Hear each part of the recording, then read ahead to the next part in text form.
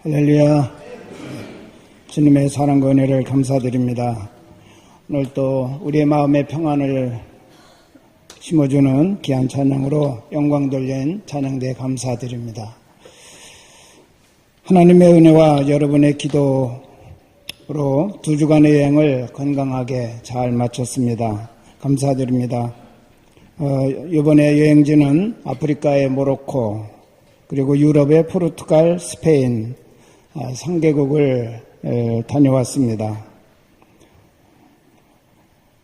아내의 희갑 기념으로 제가 처음에 아내가 가기를 원하는 곳이었기 때문에 보내주기로 약속을 하고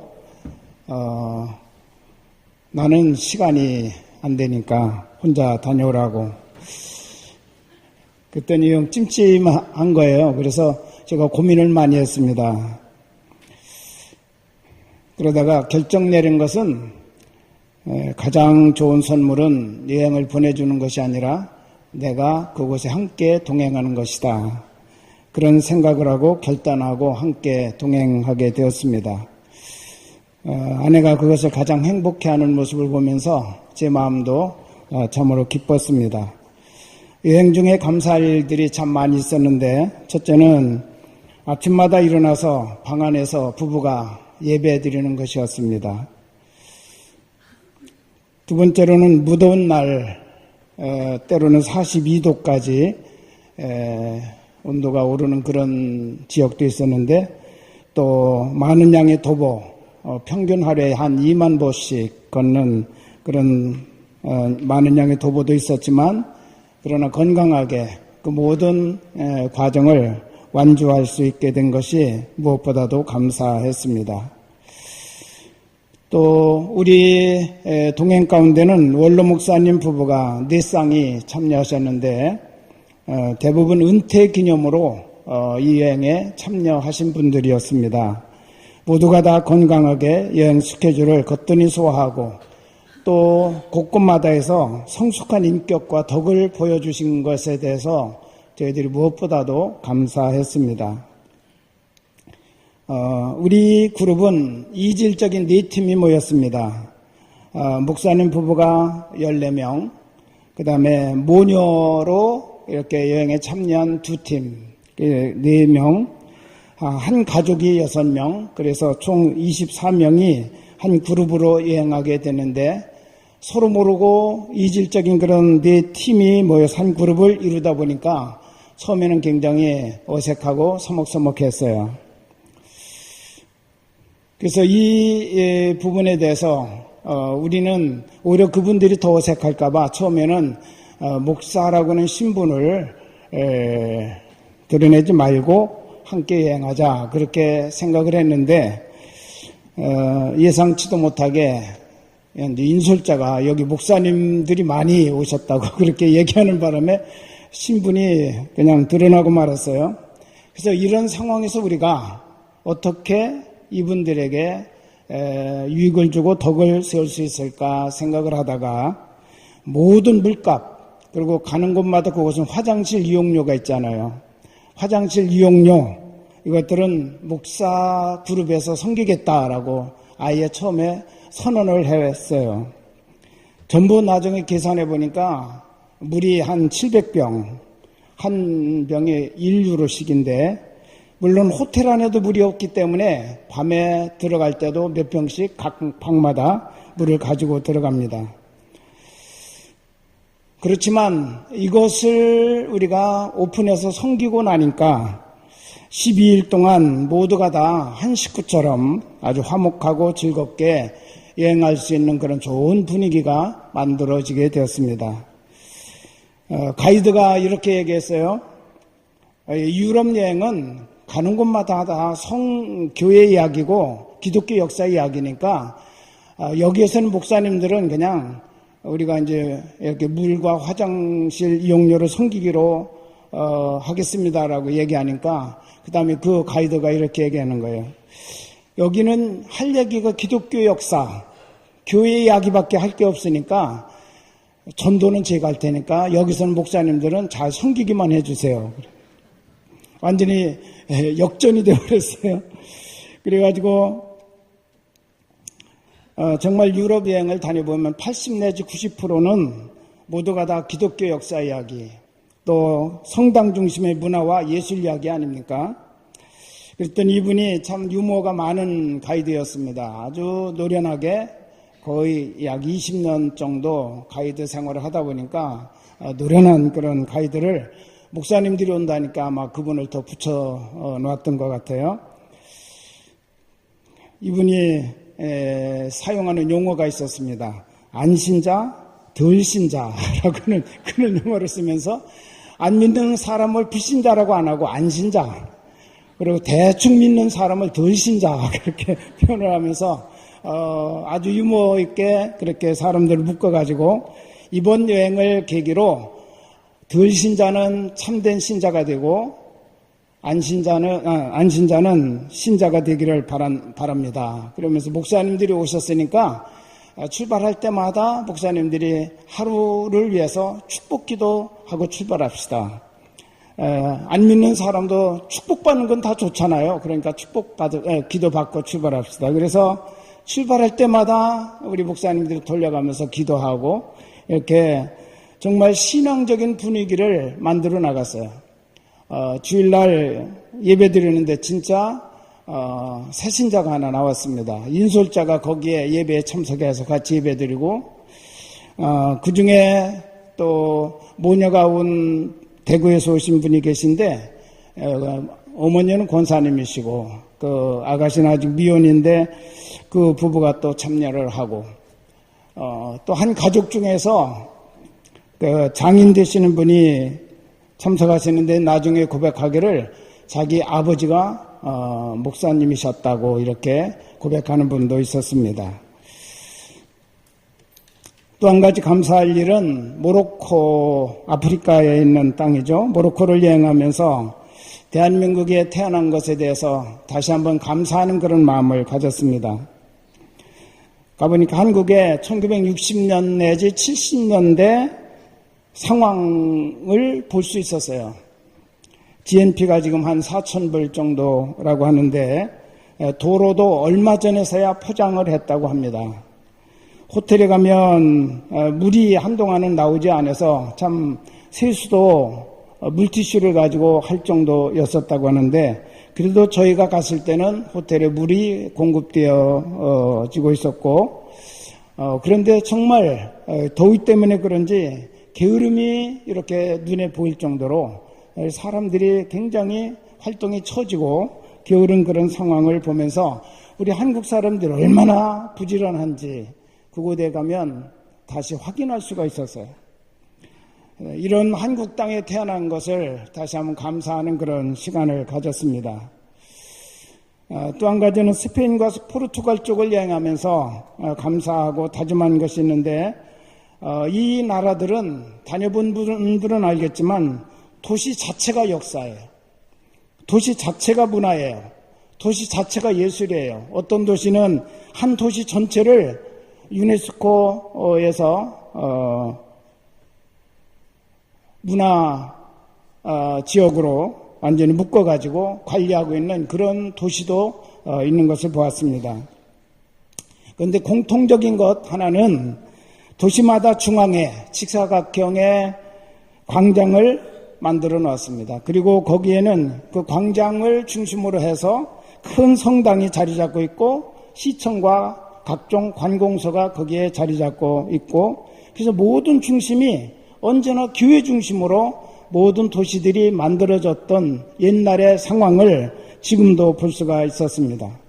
그러다 보니까 유럽의 모든 가치관들이 지금도 기독교 가치관으로 흘러가고 있는 그런 모습들을 우리가 보게 되었습니다. 특별히 스페인 지역은 캐톨릭이죠. 천주교가 중심인데 스페인의 천주교가 세계 천주교의 영성을 이끌어가고 있다라고 하는 그런 이야기를 저희가 들었습니다.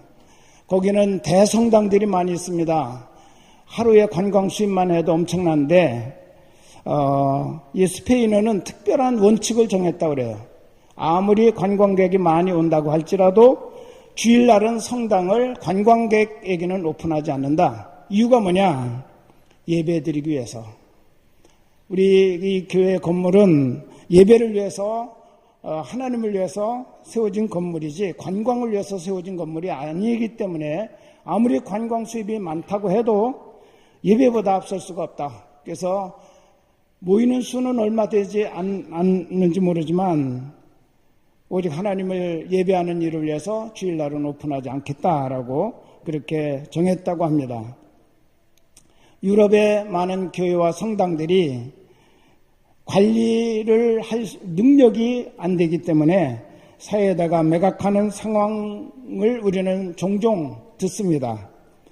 그런데 그런 상황에 비해서 스페인의 모든 성당들이 이와 같이 하나님을 예배하는 일을 위해서 특별한 그런 성별 의식을 가지고 있었음을 보면서 참 대조를 이루고 있구나. 교회가 교회답게 된다는 사실, 그것은 예배에 있다고 하는 사실을 다시 한번 깨닫게 되었습니다. 예배가 죽어지면 교회는 교회로서의 생명력을 상실하는 것입니다. 세상 가운데로 넘어갈 수밖에 없는 거예요. 여러분, 하나님의 교회가 하나님의 교회답게 세워지기 위해서 우리가 최선을 다하고 힘을 모아야 될 줄로 믿습니다. 또 스페인의 바르셀로나에 가면 꼭 빼놓지 않고 들리는 그런 코스가 하나 있는데 그것은 세계적인 건축가인 가우디라고 하는 분의 정원, 그리고 그분이 건축하기 시작했던 성가족 성당이라고는 큰 예배당 건물입니다. 건축의 독특성, 견고함, 예술성, 웅장함과 화려함, 그리고 부드러움을 보면서 압도당하기도 하고 부럽기도 했습니다. 그분은 죽어서 그 성당 안에 안치되었습니다. 그런데 건축은 아직도 끝나지 않고 있습니다. 금년이 135년째 건축이 계속되고 있다고 그래요. 그런데 예정은 앞으로 9년 후인 2026년에야 완공이 될 것이다 라고 그렇게 말하고 있습니다. 한 블록 면적이 한 3,000평인데 그 3,000평 대지에 이 교회가 세워지고 있고 성가족 성당이라고 이름을 붙였는데 성가족 하면은 예수님, 요셉, 마리아 이 세 분을 중심으로 하는 테마를 만들어 가지고 성전을 세우는 거예요. 그래서 문을 세 개로 만들었습니다. 한쪽 문은 예수님의 탄생의 문, 한쪽 문은 순환의 문, 한쪽은 영광의 문 해가지고 세 가운데로 문을 만들었는데 지금 탄생의 문과 순환의 문은 다 완성이 됐어요. 그런데 아직 영광의 문 쪽이 완성이 되지 않고 지금 계속 건축이 진행되고 있습니다. 가운데 첨탑은 예수님을 상징하는 탑인데 그 탑은 약 170m 높이를 가지고 있고 거기에는 앞으로 엘리베이터 설치를 해서 관광객들이 그 꼭대기에 올라가서 전체를 다 조망할 수 있도록 그렇게 할 계획이라고 합니다. 그것뿐만 아니라 각 문마다 약 3,000평씩에 해당되는 정원을 꾸며서 그리고 영광의 문 쪽에는 6,000평의 정원을 꾸밀 계획인데 지금은 거기가 아파트가 들어서 있는데 아파트 다 철거하고 그것을 정원으로 만들어서 정말 가장 아름다운 휴식과 문화 공간으로 이와 같이 만들 계획을 가지고 있다고 합니다.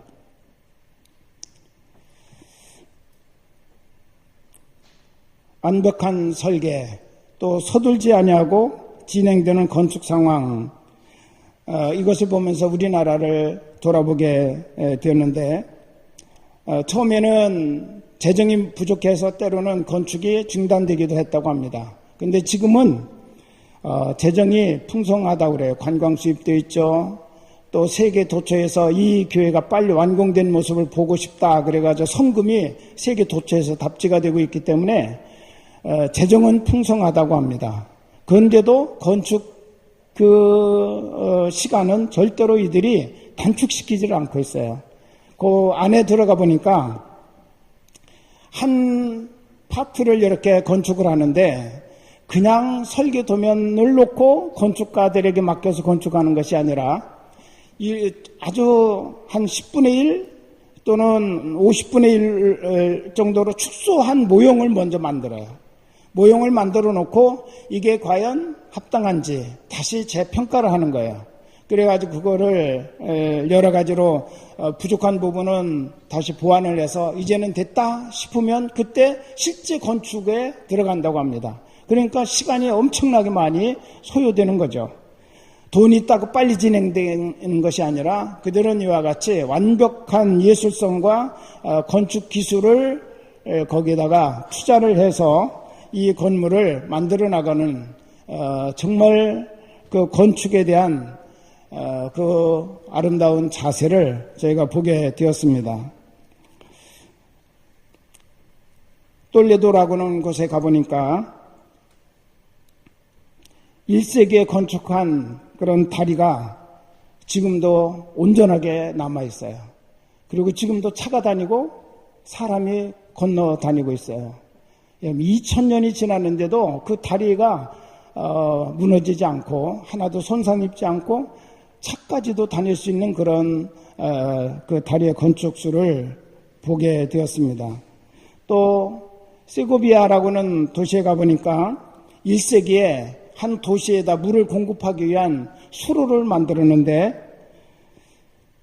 24,000개나 되는 돌로 만든 벽돌을 접착제가 없이 쌓아 올려가지고 수로를 만들었는데 지금도 여러 번 지진이 지나갔지만 무너지지 않고 그게 최고 높이는 30m까지 쌓아 올렸다고 그래요. 그런데 접착제 없이 돌만 쌓아가지고 만드는 수로인데 지진에도 끄떡없이 무너지지 않고 지금도 지탱하고 있다고 하는 그런 이야기를 들어가면서 정말 우리가 이런 부분에 대해서 이 안전도 부분 이런 부분에 대해서 참 놀라기도 하고 감탄하고 또 깊은 깨달음을 갖기도 했습니다.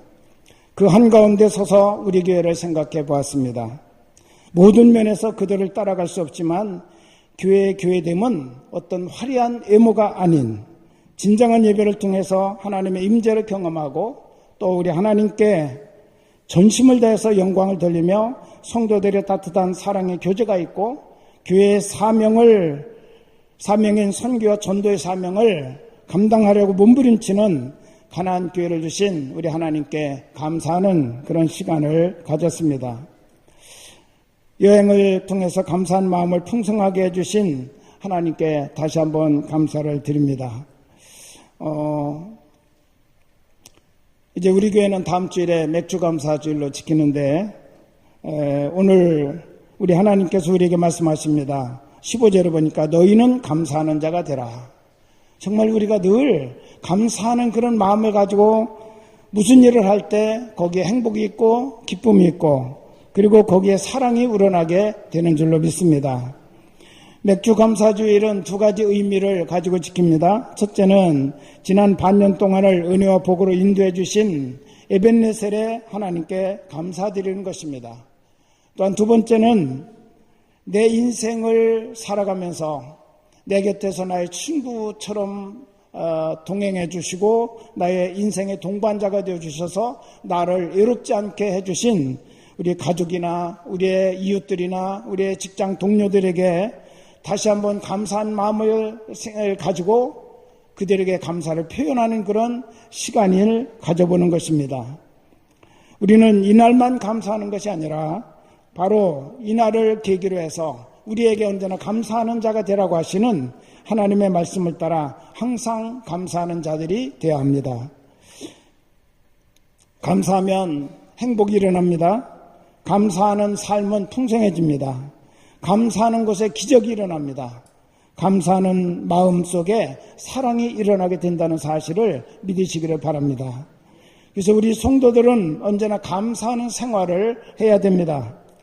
성경 속에 형통한 자, 또 세상에서 성공하는 삶을 살아가는 사람들 다 공통점이 있는데 그것은 감사하는 삶을 풍성하게 산 사람들이었다라고 이와 같이 말하고 있습니다.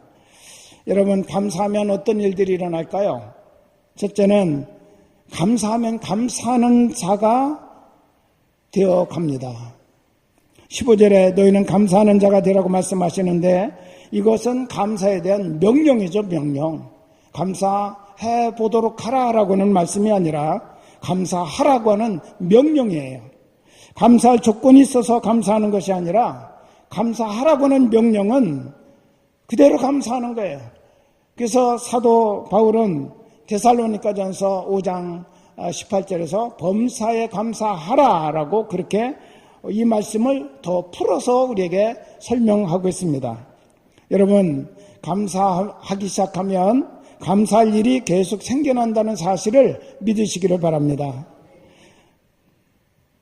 두 번째로 하나님은 감사하는 자와 함께 하시기 때문에 우리는 성도는 감사 생활을 해야 합니다. 감사하는 사람과 원망하는 사람의 차이는 엄청난 것을 우리는 알아야 합니다. 가나안 땅을 정탐하러 갔다 온 12명의 정탐꾼을 보면 10명은 원망을 했습니다. 그들과 함께 동참했던, 원망의 삶에 동참했던 이스라엘 백성들, 그들 하나도 가나안 땅에 들어가지 못한 채 광야에서 다 죽어버리고 말았어요.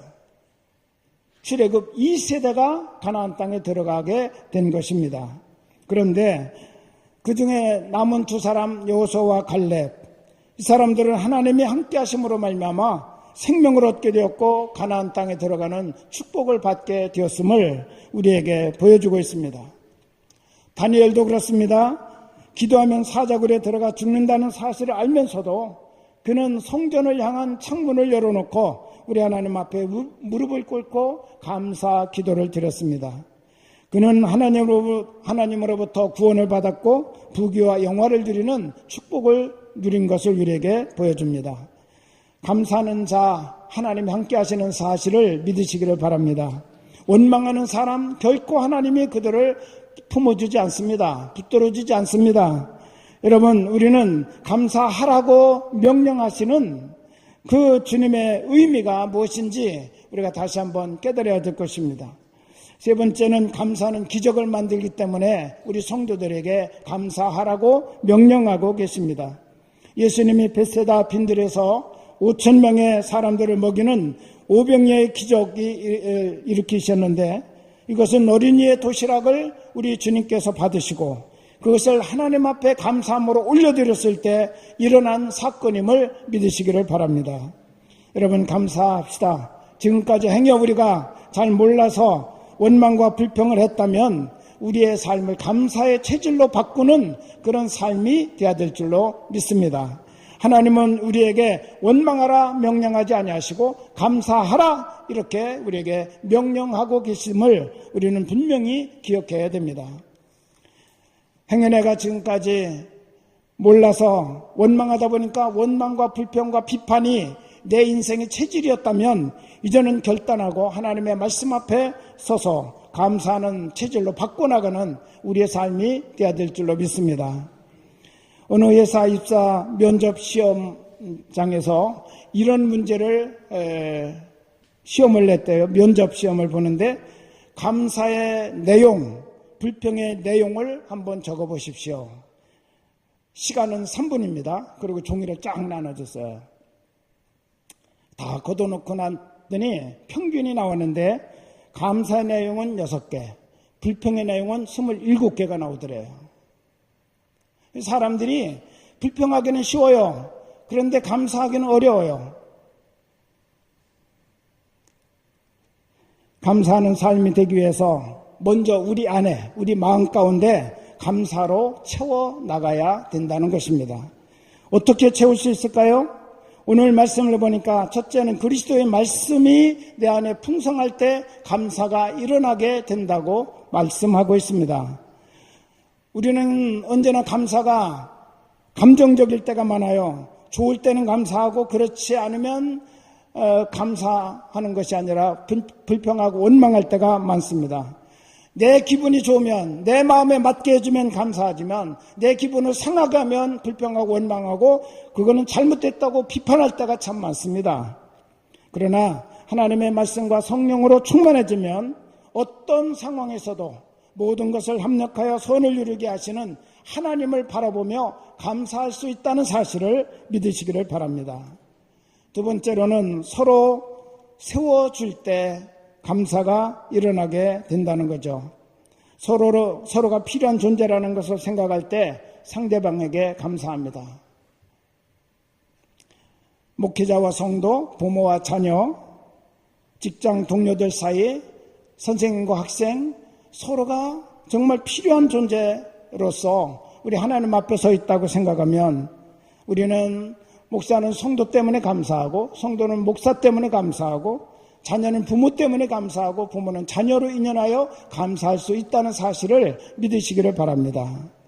이렇게 서로를 세워주는 자세를 가질 때 그 속에 감사하는 역사가 일어나게 된다는 사실이죠. 세 번째는 예배를 통해서 우리는 감사할 수 있습니다.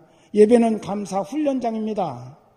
여러분, 우리가 이 시간에 여기에 나온 것은 내가 하나님을 위해서 무엇을 해드리려고 나온 것 아니잖아요. 하나님이 주신 은혜를 느끼고 하나님께서 주신 모든 사랑 때문에 내가 존재한다는 사실을 알고 하나님 앞에 감사한 마음으로 예배하기 위해서 놓은 것 아닙니까? 그렇기 때문에 시편 기자는 우리에게 말했어요. 감사함으로 그 문에 들어가며 찬송함으로 그 궁정에 들어가서 그에게 감사하며 그 이름을 송축할지어다. 여러분, 성전문에 들어올 때마다 그 발걸음은 감사로 가득 찬 마음이 되어야 될 것입니다. 예배의 모든 형식을 통해서 우리가 표현하는 것은 하나님의 구원과 하나님의 은혜에 대한 감사를 하나님 앞에 올려드리는 것입니다. 할렐루야. 하나님의 사랑과 은혜에 감사하는 마음을 우리가 계속해서 표현할 때 예배를 통해서 우리는 감사하는 마음을 가지고 살아갈 수가 있습니다. 네 번째는 예수님의 이름으로 감사합니다. 17절에 보니까 예수님을 심입을 때 능히 감사할 수 있다고 그렇게 말합니다. 그를 심입어 하나님 아버지께 감사하라. 언제나 주님의 십자가를 바라보고 주님이 나를 사랑하신 그 은혜를 생각하고 나를 대속하여 대신 죽어주시고 나의 죗값을 지불해 주신 그 주님을 바라볼 때마다 우리는 하나님 앞에 그 주님을 나의 주님으로 만들어주신 우리 하나님 앞에 감사할 수밖에 없다는 거죠. 다섯 번째는 예물로 감사합니다. 지금까지 지낸 것이 하나님의 은혜입니다. 그 은혜에 감사하는 것이 바로 예물을 드리는 것입니다. 신명기 16장 10절에 보면 하나님 여호와 앞에 77절을 지키되 내 하나님 여호와께서 복을 주신 대로 네 힘을 헤아려 자원하는 예물을 드리라 라고 그렇게 말씀하셨습니다. 성경은 구약에서부터 신약까지 전체를 우리가 통틀어 살펴보면 헌금이라는 것은 우리들의 신앙의 지표라고 그렇게 가르치고 있습니다. 믿음 좋다고 그러면서 예물로 하나님 앞에 물질로 표현하지 못하는 그런 사람이 있다면 그 믿음은 하나님 앞에서 절대로 좋은 믿음이라고 평가받지 못한다는 거예요. 예수님께서도 헌금함 옆에서 서셔가지고 사람들이 헌금하는 것을 지켜보시고 그들을 향해서 말씀하셨다고 이와 같이 성경은 기록하고 있습니다. 여러분, 우리는 절기 때마다 특별 헌금을 드립니다. 말 그대로 특별한 마음으로 헌금하는 것입니다. 혼인집이 생기거나 어느 가정에 장례가 일어난다면 우리는 그 가정을 향해서 특별한 마음으로 우리가 봉투를 준비하고 그 가정에 봉투를 내기도 하죠. 그 사람과의 친분 관계에 따라 봉투의 두께가 달라지기도 합니다. 자기 신분이나 위치, 관계 때문에 그렇습니다. 우리 하나님 앞에 우리가 절기 때마다 특별헌금을 하는데 우리는 때로는 보면 세상에 특별한 봉투를 보내는 때보다도 하나님 앞에 특별헌금을 하는데 그 봉투가 더 얇은 경우들이 너무나 많아요. 그거를 볼 때마다 물론 제가 물질의 숫자를 가지고 여러분을 평가하는 것은 아니지만 우리가 어떤 마음을 가지고 하나님 앞에 서 있는가를 생각하면 안타까운 마음이 들 때가 많습니다. 말라기서에서 하나님은 질문하십니다. 너희가 나에게 제사 드린다고 제물을 가져오는데 눈먼 것, 다리 저는 것 가져오고 있구나. 그것을 총독에게 가지고 간다면 그 총독이 그것을 받아들이겠느냐? 그것을 어떻게 말할 수 있겠느냐라고 우리에게 질문하십니다. 하물며 하나님의 구원의 은총을 받은 거룩한 하나님의 백성된 너희가 하나님 앞에 예물을 가져올 때 그렇게 무성의하게 할 수가 있겠느냐라고 말씀하셔요. 그러면서 내 예물을 받으세요. 그렇게 말할 수 있겠느냐라고 질문하십니다. 여러분, 우리의 마음과 정성과 힘을 다해서 우리 하나님 앞에 예물로 우리의 감사, 우리의 신앙을 표현하는 그런 시간이 될 수 있기를 간절히 바랍니다. 자원하여 심써 드릴 때 하나님은 심은 대로 우리를 축복하십니다. 우리의 감사의 대상은 첫 번째가 하나님이십니다. 하나님께 감사하라 라고 말씀하셨습니다. 하나님께서 베풀어 주신 은혜와 사랑에 감사합시다. 그리고 지금까지 베풀어 주신 많은 내 주변의 사람들에게도 우리가 말로 행동으로 무엇인가를 통해서 우리는 서로 감사를 나누는 그런 삶을 살아가게 될 때 우리의 인생 자체도 풍성해지고 우리 사회도 넉넉하고 행복한 사회를 만들어 나갈 수가 있다고 하는 사실입니다. 감사가 없는 마음은 사막과 같은 거예요. 삭막해요. 황폐된 마음이에요. 성도는 감사해야 돼요. 하나님께 뿐만 아니라 사람에게도 감사하며 살 수 있는 그런 삶이 우리 안에 이루어져야 되는 것입니다. 감사 속에 행복이 있습니다. 감사 속에 삶의 풍성함이 있습니다. 감사 속에 기적이 있습니다. 감사 속에 하나님은 더 큰 은혜와 복을 우리에게 예비하고 계시다는 사실을 믿으시기를 바랍니다. 스펄전 목사님은 이렇게 말씀하셨어요. 불행할 때 감사하면 불행이 끝나고 형통할 때 감사하면 형통이 연장된다라고 그렇게 우리에게 가르치고 있습니다. 여러분, 불행할 때도 우리는 감사해야 됩니다. 형통할 때도 감사해야 됩니다. 그래서 불행을 끝을 내고 형통이 연장되는 그런 삶을 우리 모두가 살아가는 성도가 되어야 될 줄로 믿습니다. 오늘 우리 하나님께서 우리에게 말씀하시는 것처럼 너희는 감사하는 자가 되라 라고 하시는 이 말씀 따라 우리의 모든 삶이 날마다 감사로 풍성해지는 그런 삶의 역사가 일어날 수 있기를 우리 주님의 이름으로 축원합니다. 기도하겠습니다.